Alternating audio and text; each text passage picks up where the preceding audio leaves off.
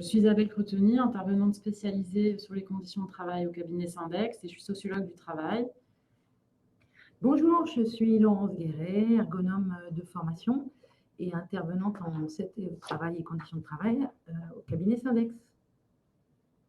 Donc avant de commencer le webinaire, je vous rappelle que nous sommes actuellement en campagne sur les risques psychosociaux jusqu'à la fin de la semaine prochaine et que vous pouvez retrouver le replay sur le site de Syndex, la présentation, tous nos supports, les mémos, des fiches sur les réseaux sociaux, Facebook, Twitter, LinkedIn et également, comme je l'ai dit, sur le site syndex.fr dans les jours qui viennent. Donc, pour ce webinaire, dans un premier temps, nous allons vous parler des risques psychosociaux et puis dans un second temps, nous répondrons à toutes les questions que vous poserez. Alors, on vous encourage à poser les questions au fil de l'eau de manière à ce qu'on puisse vous y répondre à la fin de notre présentation et que ça ne fasse pas bouchon. Alors, d'abord, une enquête, un Syndex IFOP qui s'est intéressé au sujet des préoccupations des élus dans la nouvelle instance CSE a montré que pour les élus, les sujets prioritaires étaient à 63% les conditions de travail et à 60% la santé et les risques psychosociaux. Une nouvelle enquête, la deuxième édition de l'enquête est en cours. On va maintenant évoquer les notions de risques psychosociaux. Vous avez tous entendu parler de malaise au travail, stress, de burn-out, de violence, d'épuisement professionnel, de souffrance au travail, de harcèlement, voire de tentatives de suicide ou de suicide. Pour nous, toutes ces notions sont des symptômes, des dysfonctionnements, des symptômes de ce qui, dans l'organisation du travail ou la situation de travail, pose problème pour le salarié. Donc pour nous, toutes ces notions dénotent du fait que des risques professionnels sont présents dans la situation de travail, dans l'organisation du travail. Et donc, on va voir ensemble comment interroger les situations de travail qui ont pu provoquer ce type de notions comme malaise, stress, burn-out, etc. Et donc, nous allons nous interroger sur, en tant que représentant du personnel, comment interroger ces situations de travail à travers différents éléments, enquêter éventuellement sur les causes dans l'organisation de travail et les conditions de travail. Alors, en 2009, un collège d'experts s'est réuni à la demande de Xavier Bertrand, alors ministre du Travail, pour comprendre qu'est-ce que c'était ces risques psychosociaux, puisque on avait déjà un certain nombre de phénomènes dans les entreprises comme France Télécom ou d'autres. Donc, Xavier Bertrand a commandé un rapport et différents chercheurs, ergonomes, psychologues du travail, sociologues du travail, se sont réunis, ont compilé l'ensemble de leurs travaux et se sont mis d'accord sur une définition des risques psychosociaux. Elle s'affiche à votre écran, je vous la lis. Les risques psychosociaux seront définis comme les risques pour la santé mentale, physique et sociale engendrés par les conditions d'emploi et les facteurs organisationnels et relationnels susceptibles d'interagir avec le fonctionnement mental. Qu'est-ce que nous dit cette définition? Elle nous dit très clairement qu'il y a un lien entre l'atteinte à la santé mentale, physique des salariés et leurs conditions de travail, leur situation de travail, et que c'est dans les situations de travail qu'il faut chercher les causes de ces risques psychosociaux. Cette définition fait référence à la définition de la santé telle que l'OMS l'a définie en 1945 avec ces trois dimensions, donc mentale, physique et sociale. On va vous présenter également avec cette diapositive donc la classification des différents facteurs de risque en famille, tel que l'a fait toujours ce collège d'experts présidé par Michel Golac, qui est sociologue. Donc on appelle souvent ce rapport le rapport Golac. Vous pouvez le trouver très facilement sur Internet. Donc, les chercheurs se sont mis d'accord pour classer ces différents facteurs de risque en 6 familles que je vais vous décrire une par une.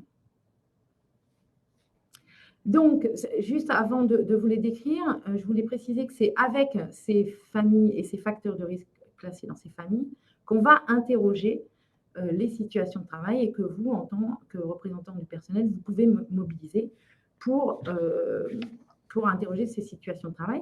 C'est ce qui nous sert à nous également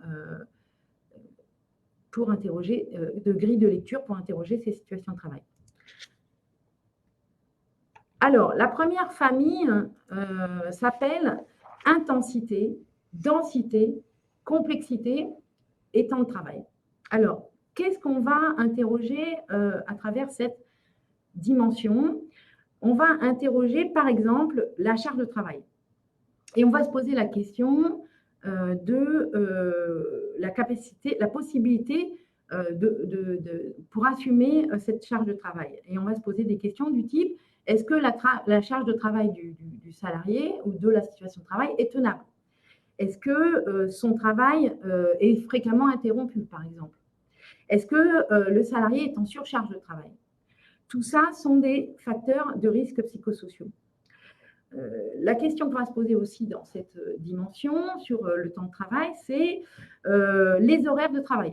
Sont-ils à rallonge? Est-ce que le travail déborde? Quelle amplitude de travail finalement provoque cette situation de travail? Est-ce qu'il est nécessaire finalement pour le salarié de travailler le week-end, de travailler pendant ses vacances, de travailler le soir? On a beaucoup de cadres qui rapportent cette situation de travail, par exemple. Donc là, on interroge l'amplitude de travail. On peut interroger, on interroge également à travers cette dimension la complexité du travail. Donc, par exemple, est-ce qu'il y a eu une introduction de nouvelles technologies, de nouveaux outils, de nouveaux logiciels ou de nouveaux systèmes informatiques qui, eux, vont complexifier le travail éventuellement? Dans cette famille également de facteurs, on interroge les objectifs qui sont fixés pour le salarié. Les objectifs sont-ils clairs? Les objectifs sont-ils tenables? Et est-ce qu'ils prennent en compte les aléas de l'activité, c'est-à-dire les dysfonctionnements, les pannes, par exemple? Pour qualifier l'intensité du travail de manière plus globale, on parle de la densité, le nombre de tâches à réaliser et la charge cognitive liée à cette situation de travail. On va aussi, dans cette dimension, interroger l'articulation entre la vie professionnelle et la vie privée. Et cela peut devenir également un facteur de risque. Voilà pour cette famille. On évoque aussi dans cette famille la polyvalence, le développement important de la polyvalence dans les différentes situations de travail. Je passe à la deuxième famille de facteurs qui s'appelle donc le manque d'autonomie et de marge de manœuvre. Donc là, qu'est-ce que ça signifie? Là, on va interroger les moyens qui sont à disposition pour le salarié pour réaliser son travail. Donc, est-ce que le salarié, dans cette situation de travail, a les moyens de faire son travail? Est-ce qu'il a les ressources nécessaires pour faire son travail? Est-ce que les effectifs sont suffisants pour faire le travail? Est-ce que le salarié a les compétences, les connaissances suffisantes pour faire le travail? On sait que réaliser, mettre en œuvre ses compétences dans son travail, c'est un facteur d'épanouissement. À l'inverse, si on a introduit une nouvelle technologie, un nouveau logiciel, et que je n'ai pas la formation suffisante et adéquate pour continuer à faire mon travail, là, je vais être en affaiblissement et ça peut être là aussi un facteur de risque psychosocial. On va aussi interroger, là, dans cette famille, les marges de manœuvre. Alors, les marges de manœuvre, c'est est-ce que j'ai la possibilité de décider moi-même comment je peux faire mon travail? Est-ce que j'ai les marges de manœuvre pour faire et mettre en œuvre mes savoir-faire, mes habitudes pour faire mon travail? On constate de plus en plus avec l'imposition de normes, de qualité, avec le développement du Lean, de systèmes en flux tendu, qu'on standardise de plus en plus les manières de faire et les manières d'exécuter le travail. Et ça réduit fortement les marges de manœuvre. Avant, chacun pouvait donner du style à son travail au regard des critères de qualité. Et aujourd'hui, on remarque qu'on a de moins en moins de latitude décisionnelle, avec de plus en plus de reporting, par exemple, dans un certain nombre de travail. Et on sait qu'au fil du temps, les 20 dernières années, les marges de manœuvre et les latitudes décisionnelles ont diminué au cours de ces 20 dernières années. La troisième famille de facteurs, c'est ce qu'on appelle les conflits de valeurs ou la qualité empêchée. Là, ce qu'on va interroger, c'est le fait de pouvoir ou de ne pas pouvoir faire son travail avec la qualité qu'on escompte nécessaire pour faire un travail. Chacun de nous a des compétences, de l'expérience et estime savoir comment faire un travail de qualité. Et pendant longtemps, on exerce un travail avec, voilà, on est satisfait de la manière dont on exécute son travail, puis vient une réorganisation, une restructuration, et là, on est confronté à une difficulté à faire son travail tel qu'on l'estime bien le faire. C'est ce qu'on appelle la qualité empêchée. C'est une notion que les psychologues du travail ont beaucoup développée parce qu'on sait que c'est une source de conflit interne pour le salarié très importante. Le fait de ne pas pouvoir faire correctement son travail, de ne pas être satisfait le soir en rentrant chez soi et de se dire voilà, je n'ai pas pu faire correctement mon travail. Dans cette famille de facteurs, on a également ce qu'on appelle les conflits de valeurs ou les conflits éthiques. Cela signifie qu'on est obligé de faire quelque chose qui rentre en conflit avec mes propres valeurs. Par exemple, être obligé de faire quelque chose que l'on désapprouve. Le fait de désapprouver les méthodes qui sont mises en place par l'entreprise, c'est un facteur de risque psychosocial. On a dans cette famille de facteurs également le sentiment d'utilité ou d'inutilité. Donc, faire un travail qu'on estime utile est un facteur d'épanouissement. À l'inverse, considérer ou avoir le sentiment d'inutilité dans son travail est un facteur de risque psychosocial important. Ça rejoint aussi tout ce qu'on évoque avec la notion de perte de sens au travail qu'on entend régulièrement dans les situations de travail. La quatrième famille de facteurs, c'est ce qu'on appelle les exigences émotionnelles. C'est par exemple la nécessité dans son travail de devoir cacher ses émotions. Par exemple, quand on prescrit le sourire à des employés, il est nécessaire de toujours sourire. Dans les centres d'appel, par exemple, on vous dit que le sourire s'entend au téléphone. Donc, ça veut dire qu'on prescrit le sourire et donc on est attaché à faire abstraction de ses propres émotions pour garder une certaine façade. Alors, effectivement, on prend souvent l'exemple des employés de commerce, de service, pour illustrer ce facteur de risque. C'est également les situations de travail dans lesquelles on est en contact avec la souffrance. C'est le cas également des représentants du personnel qui sont les premiers à recevoir des salariés dans des situations en difficulté et des situations de souffrance.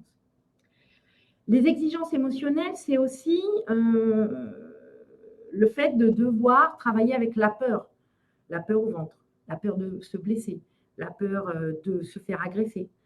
On peut penser à tous les métiers du BTP, mais aussi des agents de sécurité, etc., etc. Et on note à travers les études, les différentes études sur les conditions de travail, que 3/4 des salariés sont aujourd'hui en contact avec le public et la moitié déclarent être côtoyer des personnes en souffrance. On passe donc à la 5e famille de facteurs de risque qui concerne là les relations de travail et les rapports sociaux dans le travail.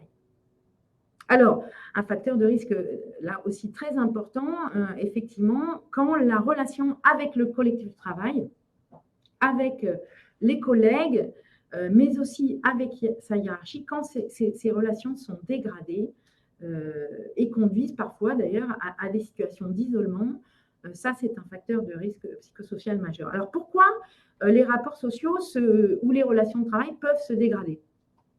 Plusieurs exemples nous viennent à l'esprit. Donc, ça peut être, par exemple, un manque de clarté sur les consignes qui sont données et la définition des tâches dans les situations de travail. Ça peut générer un conflit au sein d'un collectif si, effectivement, les tâches ne sont pas clairement définies et qu'il peut y avoir des conflits là sur qui doit faire cette tâche, qui n'a pas fait cette tâche, etc. etc. Ce qui génère aussi des difficultés dans les rapports sociaux et dégrade les relations de travail, c'est qu'aujourd'hui, on note un défaut d'espace de discussion sur le travail. Aujourd'hui, on ne parle plus de la manière dont on fait le travail. On ne cherche plus à échanger sur comment résoudre un problème, résoudre une difficulté rencontrée au quotidien. On ne cherche plus à comprendre pourquoi cela dysfonctionne, parce qu'on est pressé par le temps, par exemple, parce qu'on n'a pas les moyens de mettre en place ces discussions. Les difficultés peuvent être aussi par manque de reconnaissance du travail effectué, par manque de reconnaissance de la qualité du travail, par manque de reconnaissance des efforts qui ont été consentis. Là aussi, ça va créer des tensions avec son manager, par exemple. Les tensions viennent aussi du fait qu'on note un encadrement de proximité qui n'a pas toujours les moyens d'animer et de réguler le travail et de contribuer à la résolution des problèmes. Eux-mêmes sont pris dans des injonctions de reporting et ont du mal parfois à aider leur équipe à avancer sur les difficultés rencontrées au quotidien. Les rapports sociaux et les relations de travail se dégradent également parce qu'il y a des difficultés à réguler les tensions. On laisse faire les tensions parfois, on laisse les violences éclater et il n'y a pas de discussion autour du travail. Et enfin, ce qui peut poser des difficultés également, c'est le dialogue social dégradé dans l'entreprise. Là aussi, c'est une source de conflits et de difficultés dans les rapports sociaux et les relations de travail. J'en viens à la 6e et dernière famille de facteurs de risque. Donc, c'est l'insécurité de la situation de travail. Donc, l'insécurité de la situation de travail se divise en deux sous-thèmes, l'insécurité d'emploi et l'insécurité de métier. Alors, l'insécurité d'emploi, de quoi parle-t-on? On se pose la question là si, dans la situation de travail, la situation de travail est pérenne. Est-ce que mon métier est un métier d'avenir, un métier qui va rester? C'est une question bien sûr d'actualité dans les entreprises où on intervient sur les plans sociaux. Quand un plan social est annoncé, même si son propre poste n'est pas touché, tous les salariés se sentent en insécurité d'emploi. Donc ça, c'est sur l'emploi. Cette famille de facteurs comprend aussi l'insécurité de métier. Et l'insécurité de métier, c'est est-ce que je subis régulièrement des changements dans mon métier qui vont m'obliger à changer la manière de faire mon métier. Le travail est-il bousculé par des changements importants, des restructurations, des réorganisations, l'introduction de nouveaux outils, de nouvelles méthodologies? Les changements d'équipe, par exemple, ça bouscule également le métier. Continuer à faire son travail dans une autre équipe, dans un autre collectif de travail, ça veut dire retrouver des sources de collaboration, de coopération. Ça veut dire éventuellement avoir un nouveau manager et reconstituer des relations de travail. Donc tout ça bouscule le travail au quotidien et c'est ce qu'on appelle donc l'insécurité de métier. Et les études dont on dispose démontrent que les restructurations peuvent entamer la motivation des salariés, peuvent atteindre la confiance que le salarié a dans son entreprise et dégrader les rapports sociaux. Donc, à travers ces 6 familles de facteurs de risque, ce qui est intéressant de comprendre, c'est qu'on interroge donc les situations de travail, où on a en place des facteurs de risque avec, je reprends dans cette diapositive, les 6 dimensions ou les 6 familles de facteurs qu'on a évoqués. La présence de ces facteurs de risque, l'exposition à ces facteurs de risque dans l'intensité, dans la durée, dans l'accumulation des facteurs de risque. Donc, ce n'est jamais un seul facteur qui va générer des situations dégradées, mais c'est un ensemble de facteurs, et surtout le fait qu'on soit exposé à ces facteurs pendant une durée importante, qui va générer des dégradations des conditions de travail, éventuellement des violences internes, des situations d'isolement, qui vont elles-mêmes générer des atteintes à la santé mentale et physique des salariés, avec, par exemple, des troubles musculo-squelettiques, des maladies cardiovasculaires, dépression, etc. Épuisement professionnel, voire tentative de suicide ou suicide dans le pire des cas. Donc là, on fait bien le lien entre la situation de travail, l'organisation de travail, les conditions de travail et les atteintes à la santé. Pour terminer sur ce chapitre et avant de passer la parole à Isabelle, donc là, on récapitule effectivement ce qu'on a appelé, nous, les troubles psychosociaux. Donc là, on a la notion de TPS, de troubles psychosociaux, qui vont avoir des effets sur la santé mentale et physique des salariés, avec des TMS, des maladies cardiovasculaires, une aggravation ou une rechute de maladies chroniques. Et donc, ce qui est intéressant de comprendre, c'est que ce n'est pas seulement des effets sur la santé mentale du type épisode dépressif, trouble anxieux, état de stress, tendance suicidaire. Ça n'a pas des effets que sur la santé mentale, mais également, de manière très claire, parce que des études l'ont démontré, des effets sur la santé physique. Ça peut être également des troubles gastriques ou des comportements addictifs. Et on sait également que ces troubles peuvent entraîner également des accidents du travail ou de trajet qui sont favorisés par le stress, la fatigue, l'insomnie, parce que ça peut générer également des troubles du sommeil, les tensions, etc. Nous allons donc passer à la partie suivante. Comment agir et quels outils pour les représentants du personnel au CSE avec Isabelle? Alors, effectivement, comment, en tant que représentant du personnel, on peut agir sur les risques psychosociaux, en tout cas participer à la prévention des risques professionnels et des risques psychosociaux au sein de son entreprise.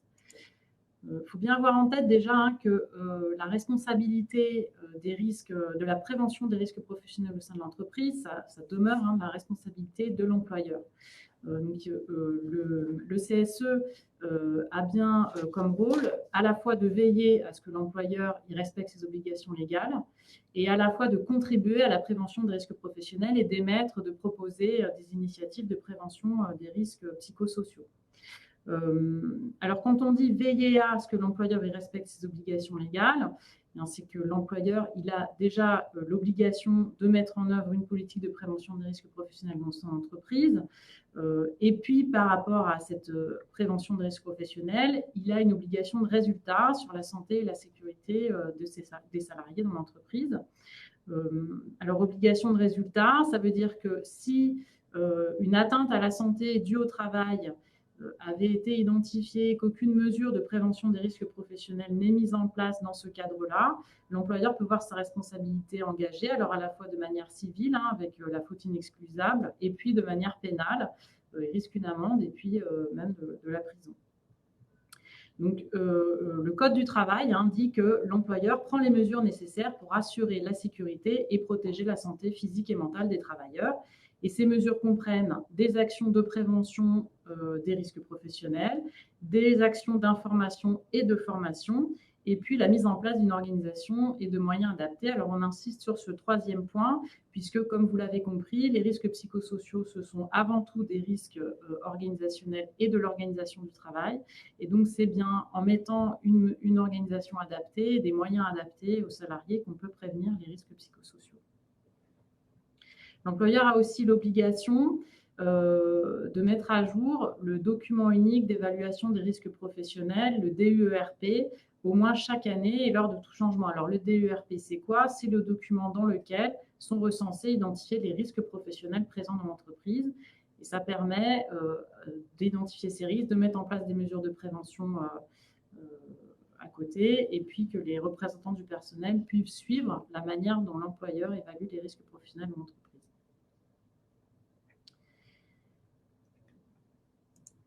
Alors, depuis 2008, l'évaluation des risques psychosociaux doit apparaître au sein du document unique, hein, c'est une obligation légale de l'employeur, et ils doivent être décrits et déclinés par unité de travail comme tous les autres risques physiques dans l'entreprise. Donc, ils doivent être décrits, alors on vient de citer les facteurs de risque identifiés dans le rapport GOLAC, intensité du travail, exigences émotionnelles, rapports sociaux au travail, pour donner quelques exemples. Donc, dans le document unique, ils doivent apparaître décrits de cette manière-là, et puis par unité de travail, comme je viens de le décrire. Ça peut être une unité, ça peut être une cohérence géographique ou une cohérence par métier. Et puis, les mesures de prévention des risques psychosociaux, elles doivent avant tout relever d'une prévention primaire, c'est-à-dire qu'il faut supprimer le facteur de risque à la source.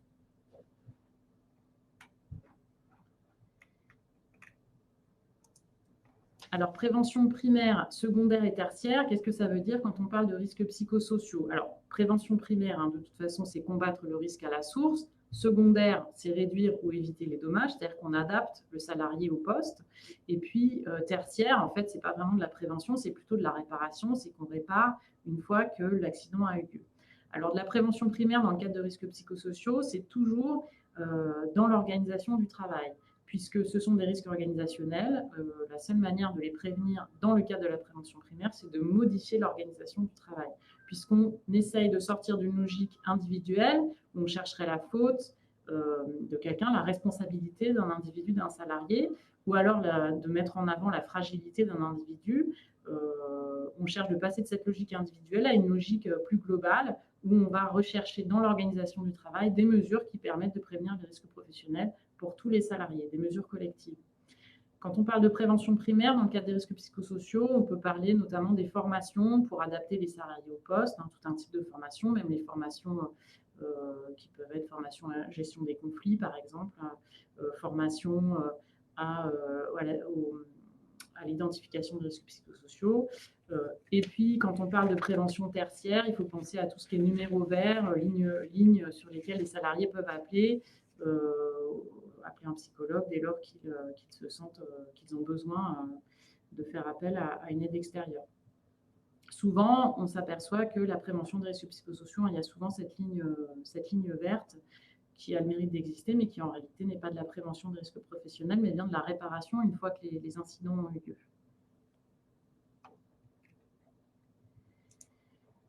Alors, on parlait de veiller à, donc le rôle des représentants du personnel au CSE, c'est veiller au respect des obligations, veiller à ce que l'employeur respecte ses obligations légales. Et puis, la deuxième chose, c'est de contribuer à la prévention des risques professionnels.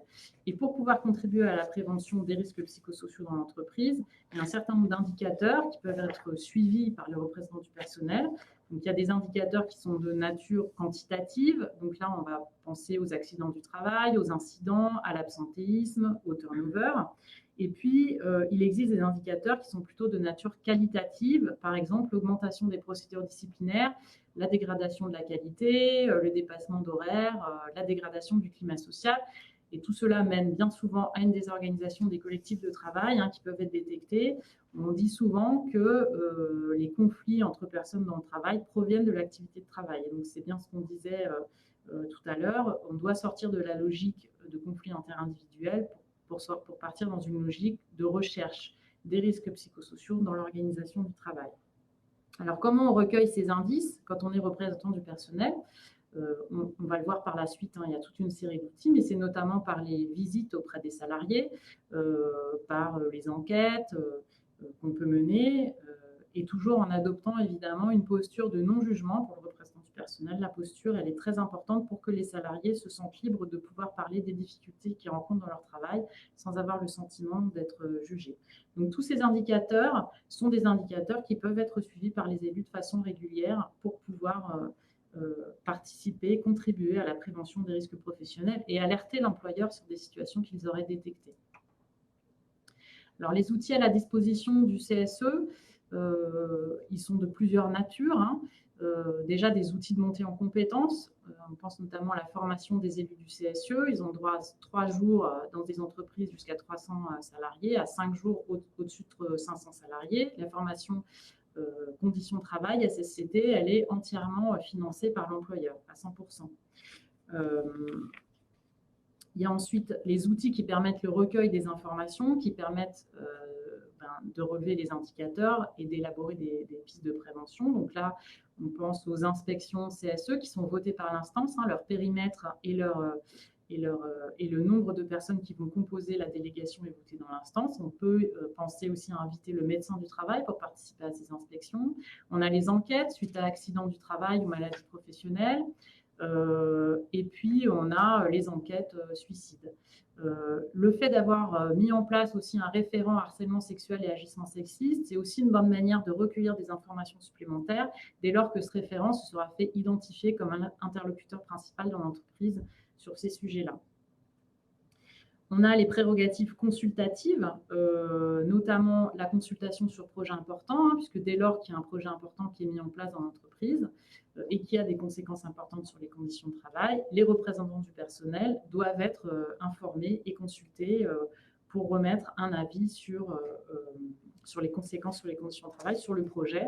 L'employeur, dans ce cadre, d'ailleurs, doit fournir un dossier complet avec le dispositif de prévention des risques professionnels mis en place dans le cadre du projet et puis avec les conséquences sur les conditions de travail des salariés. Et puis, il y a la consultation sur politique sociale dans laquelle est intégré un axe conditions de travail et notamment la consultation sur le PAPRIPACT, donc le programme annuel de prévention des risques professionnels et d'amélioration des conditions de travail, qui en fait doit être le petit frère ou la petite sœur du document unique, puisqu'il s'agit dans ce programme de faire apparaître toutes les actions, les mesures qui seront mises en place dans l'année liées aux risques qui sont identifiés dans le document unique. Et puis enfin, il y a agir quand la situation est grave, que vous êtes face à un incident, à un problème de santé très important pour un salarié. Donc là, on a un droit d'alerte des représentants du personnel au CSE qui peut être assorti d'un droit de retrait du salarié pour pouvoir sortir la personne de la situation de travail. Donc, dans chacun de ces outils, on voit bien qu'il y a à la fois des outils qui permettent d'intervenir dans la prévention primaire. Quand on remet un avis sur un projet de réorganisation important, on est bien dans la prévention primaire. Et puis d'autres qui sont de la prévention secondaire ou tertiaire, quand on intervient une fois que l'incident a eu lieu ou quand on réalise une enquête suite à accident. Ce qu'il faut bien avoir en tête cependant, c'est que évidemment, on ne peut pas avoir une vision globale de toute l'entreprise et se saisir de toutes les situations et que bien souvent, on va intervenir là où les indicateurs sont les plus parlants, les plus criants. Pour autant, il ne faut pas attendre que les conséquences de l'organisation du travail soient de masse, c'est-à-dire qu'à partir d'un cas individuel, on peut élaborer des pistes de prévention collective qui permettent en fait de prévenir la santé des salariés qui ne sont pas encore touchés par un risque auquel ils sont exposés.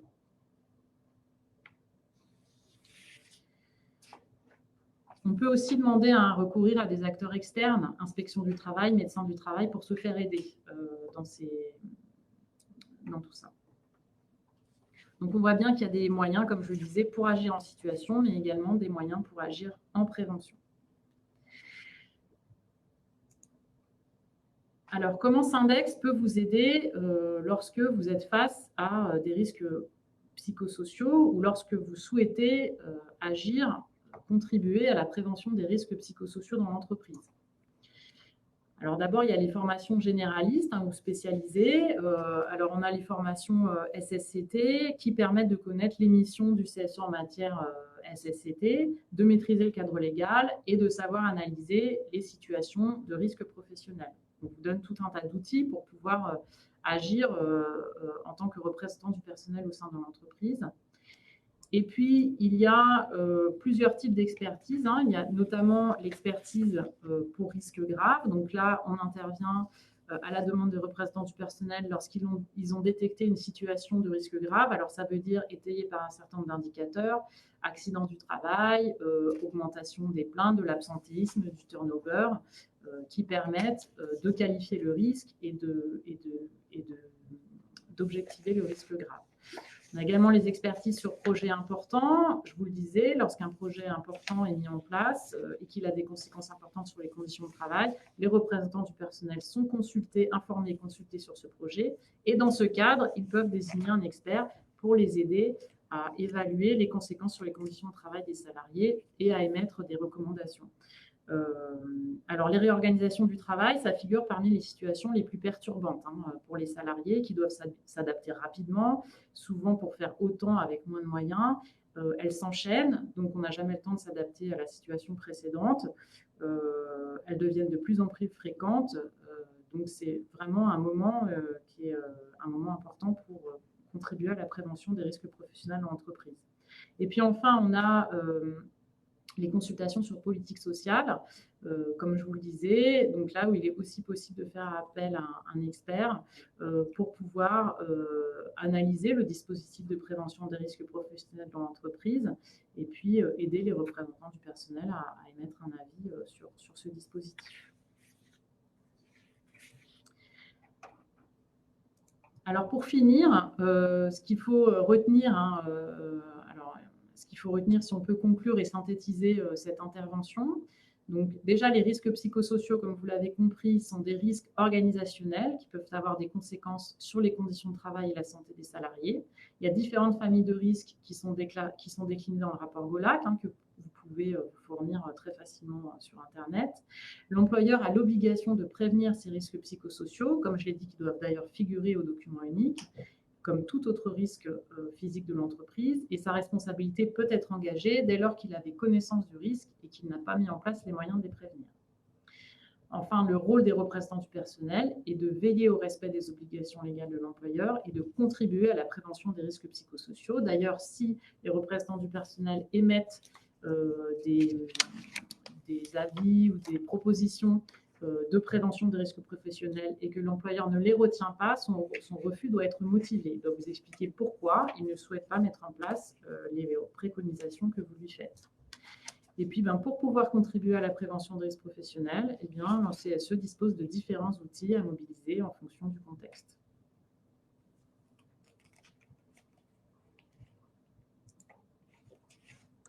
On va pouvoir maintenant répondre à vos questions. Alors, on a un certain nombre de questions qui sont arrivées, qu'on nous a notées sur des post-it. Alors, attends, je vais passer celle-là. Alors, une question de Samuel.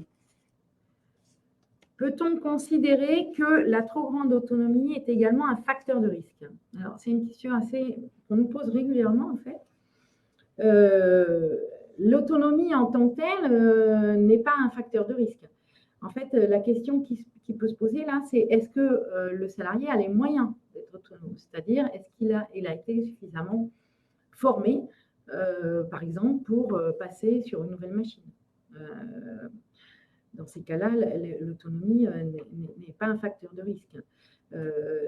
On prend l'exemple de jeter quelqu'un dans la piscine s'il ne sait pas nager. Effectivement, là, on peut lui dire que tu es autonome, mais s'il n'a pas appris à nager, effectivement, ça pose problème. Donc, en général, l'autonomie n'est pas un problème en soi. Et puis, c'est plutôt le cadre, de l'activité qui permet ou non d'être vraiment autonome. Et puis, il ne faut pas confondre autonomie et laisser faire, et laisser aller. C'est-à-dire que parfois, sous couvert d'autonomie, finalement, il n'y a aucune régulation qui est faite et ça peut avoir des conséquences très importantes pour la santé des salariés. Si on dit aux salariés de se débrouiller tout seul, et effectivement, ça c'est pas de l'autonomie. Voilà. Il y avait une autre question de Thierry. Quid de la formation des élus de proximité pour la santé au travail? Donc là, j'imagine que Thierry veut nous parler des représentants de proximité. C'est la négociation en amont qui a pu prévoir une formation des représentants de proximité sur la santé au travail.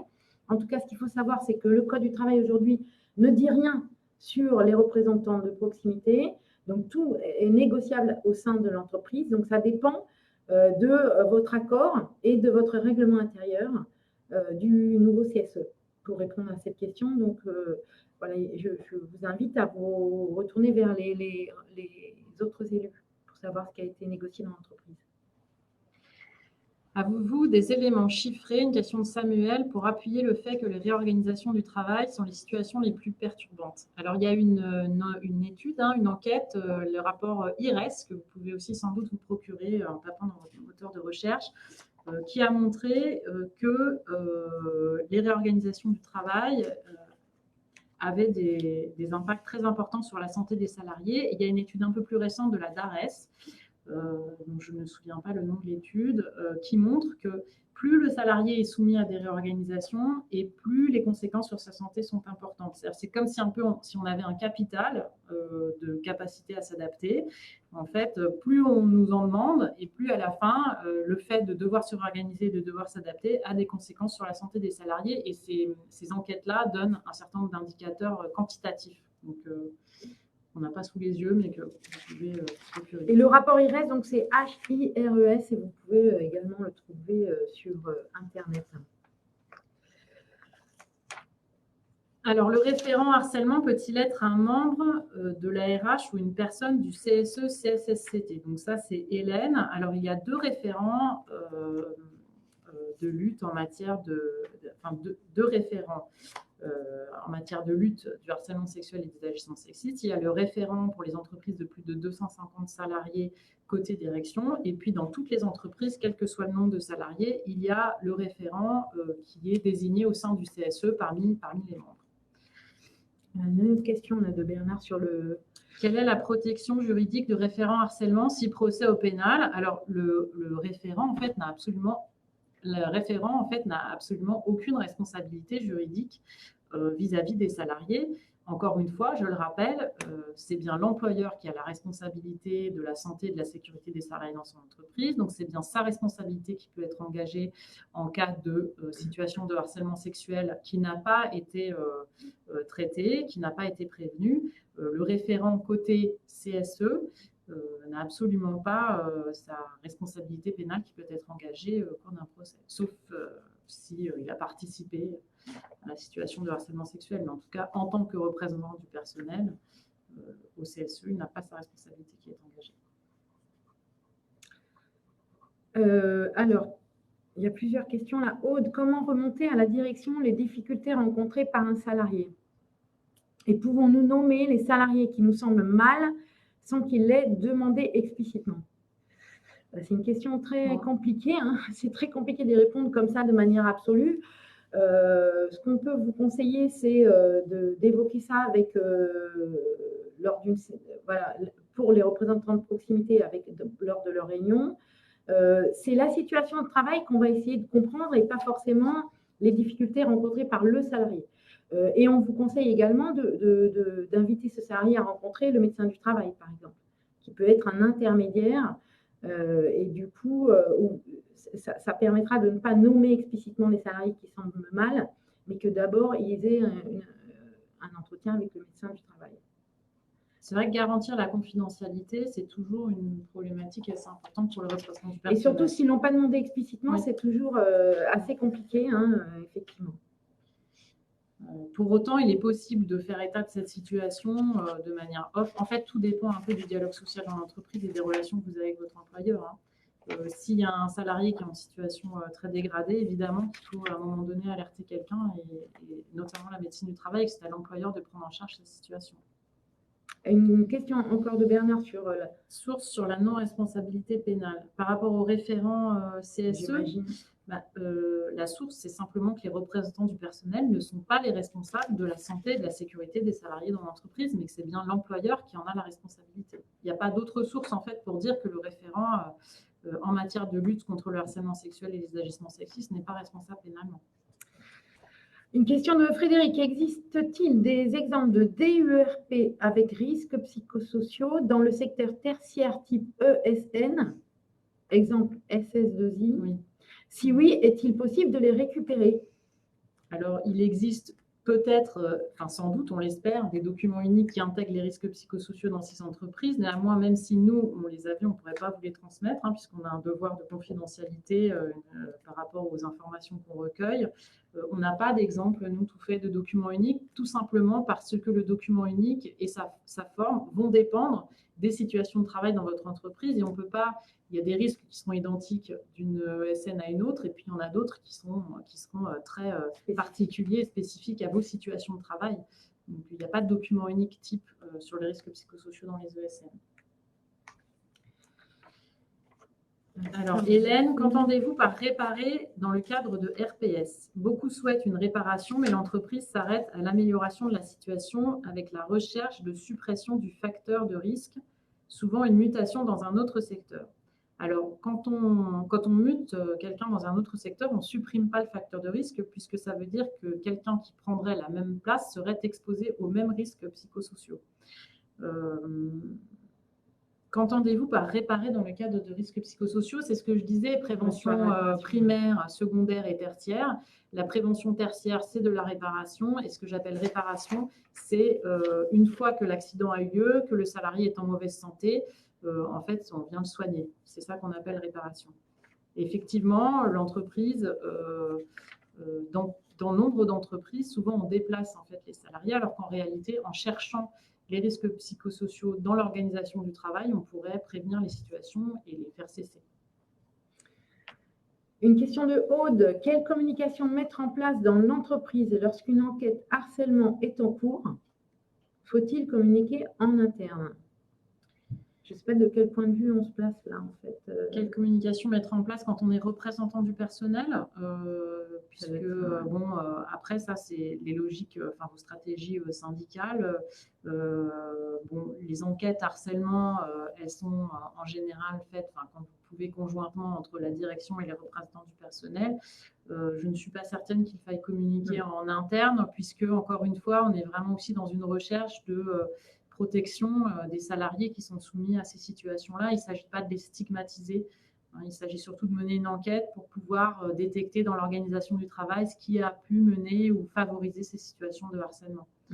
Après, si la direction met en place des mesures de prévention, c'est toujours bien de le communiquer parce que ça montre que le problème a été pris en charge et que dans d'autres situations, les personnes seront entendues et écoutées et que leurs problématiques seront également prises en charge.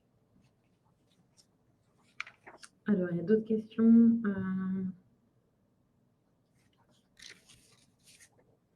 Mathieu est en train de recopier la question de Bernard. Article de loi pour non-responsabilité pénale. Exemple, le référent harcèlement est au courant d'une affaire, mais la salariée refuse de contacter la direction. Que faire? Que se passe-t-il si elle se suicide? Alors, vous ne pouvez absolument rien faire sans le consentement de la victime. C'est vrai que c'est difficile à entendre, mais à partir du moment où une salariée ne souhaite pas que le représentant du personnel se mêle de sa situation de harcèlement, on parle de référent harcèlement sexuel, je suppose, du référent en matière de lutte contre le harcèlement sexuel et les agressions sexistes, puisqu'il n'existe pas à ce jour, en tout cas dans le Code du travail, de référent harcèlement moral. Ça peut être négocié dans les entreprises, mais en tout cas, ça n'existe pas dans le Code du travail. Si la salariée refuse ou le salarié refuse de contacter la direction, malheureusement, vous pouvez faire appel à la médecine du travail, encore une fois, pour la prévenir qu'il y a une situation de souffrance importante dans l'entreprise. Si jamais le ou la salariée se suicide, votre responsabilité pénale ne sera pas engagée. C'est une question très complexe, c'est-à-dire que cette réponse-là, elle va se faire en fonction des situations. C'est-à-dire que dans un cas, on va vous dire, en fonction du contexte de l'entreprise, il va être possible de réagir, et puis dans d'autres, la situation sera totalement bloquée. Il n'y a pas de réponse universelle par rapport à ce genre de situation. Il y a une autre question là, qui arrive de Fadila. Que peut faire un salarié, je vois pas très bien fait, se déclarant comment faire remonter Que peut faire un salarié se déclarant en situation de souffrance au travail face à l'inertie des membres du CSE? La responsabilité du CSE peut-elle être engagée? Alors, de quelle responsabilité on parle, hein? C'est-à-dire que, encore une fois, les représentants du personnel au CSE n'ont pas la responsabilité de la préservation de la santé et de la sécurité. Leur prérogative et leur rôle, c'est bien de veiller et de contribuer à la prévention des risques professionnels en entreprise. Pour autant, leur responsabilité n'est pas engagée. Évidemment, c'est malheureux si des salariés en situation de souffrance ne trouvent pas d'aide auprès de leurs représentants du personnel, hein, puisque c'est bien le but de la fonction, c'est de représenter les salariés. Pour autant, leur responsabilité, encore une fois, n'est pas engagée. C'est celle de l'employeur. Oui, tout à fait. Et la responsabilité pénale pour non-assistance à personne en danger. Alors là, on sort de chaque individu. individu. Travail, hein, tout à fait. Là, on n'est plus dans les prérogatives des représentants du personnel du CSE, mais bien dans des responsabilités individuelles de chacun dans la société. Est-ce qu'on a répondu à cette question?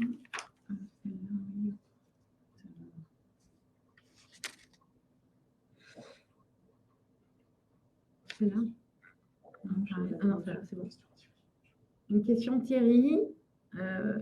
Face à une entreprise qui fonctionne comme une baronnie avec un élu CSE pro-direction, DS et élu cadre CSE, quels sont les autres moyens possibles d'action hormis inspection du travail et médecine du travail? Alors, on pourrait vous répondre de manière plus précise si